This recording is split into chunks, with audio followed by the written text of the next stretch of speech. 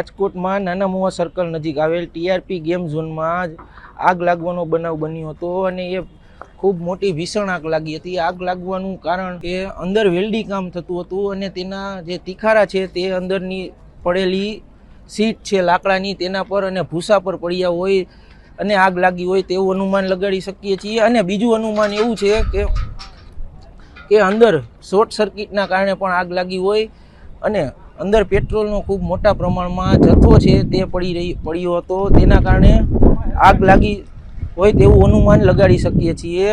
આગ ખૂબ મોટી લાગી હતી, ભીષણ લાગી હતી। 32 લોકોના જે મૃતદેહ છે તે ફાયર વિભાગ અને પોલીસ દ્વારા બહાર કાઢવામાં આવી રહ્યા છે। હજી કાર્યવાહી શરૂ જ છે પોલીસ અને ફાયર ફાઇટરોની। ખૂબ જ મોટા પ્રમાણમાં આ આગ લાગી હતી અને આગ લાગવાના કારણ અનેક હોઈ શકે છે, પણ જે 32 લોકોના જીવ ગુમાવ્યા છે, નાના બાળકો હતા, પરિવારોએ પોતાના સ્વજનો અને બાળકો ગુમાવ્યા। ફાયરની એનઓસી પણ આ ટીઆરપી ગેમ ઝોન પાસે ન હતી અને 1.5 વર્ષથી જે છે તે ધમધમતું હતું અને અત્યારે લોભામણી સ્કીમ આપવામાં આવતી હતી અને લોકોને અહીં બોલાવવામાં આવતા હતા અને બચવા માટે કોઈ એક્ઝિટ ગેટ પણ ન હતો।